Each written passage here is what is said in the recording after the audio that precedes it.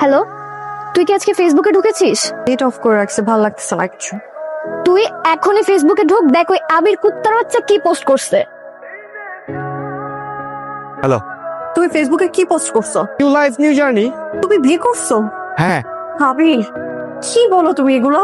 হ্যাঁ, আমি বিয়ে করেছি আর পাত্রী পাত্রী না, আমার ওয়াইফ আমেরিকান সিটিজেন। একটা মানুষ যে এত সুন্দর সুন্দর টেক্সট আমাকে পাঠাতো, কবিতা লিখতো, ওই মানুষটার মুখে এই কথা। কেন, কাব্য তোমাকে কিছু বলে নাই? কাব্য আমাকে কি বলবে? তুমি আমাকে ক্লিয়ার করো। ওকে, আমি তোমাকে ক্লিয়ার করছি। আমাদের যে রিলেশনশিপটা ছিল সেটা জাস্ট ফান ছিল। তোমার প্রতি আমার কোনো রকমের কোনো ইমোশনই ক্রিয়েট হয় নাই। আর ওই টেক্সটের কথা বলতেছো না, এই টেক্সট গুলো তো সব কাব্য পাঠাইছে আমার ফোন থেকে। কেন, কাব্য তোমার কিছুই বলে নাই? চিটার, আমার ইমোশন নিয়ে কেন খেললেন? ওয়াই? আমি কখনো কোনো দিনও আপনাদেরকে মাফ করবো না। কুহু, ওর সাথে আমার একটু কথা আছে। 2 মিনিট। আমি কোনো চিটারের সাথে কথা বলবো। 2 মিনিট, জাস্ট 2 মিনিট, আমার কথাটা একটু শোনো। 2 মিনিট প্লিজ। আমি আপনাকে লাস্ট ওয়ার্নিং দিচ্ছি, আপনাকে যদি নেক্সট টাইম আমি আমার চোখের সামনে দেখি তাহলে জুতা খুলে পিটাবো।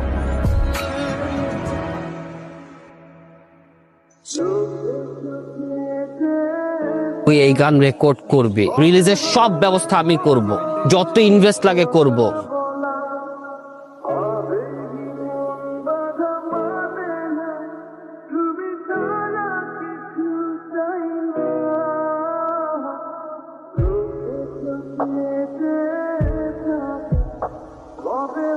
কুহু, কি কাব্যের গান শুনে পালাচ্ছেন?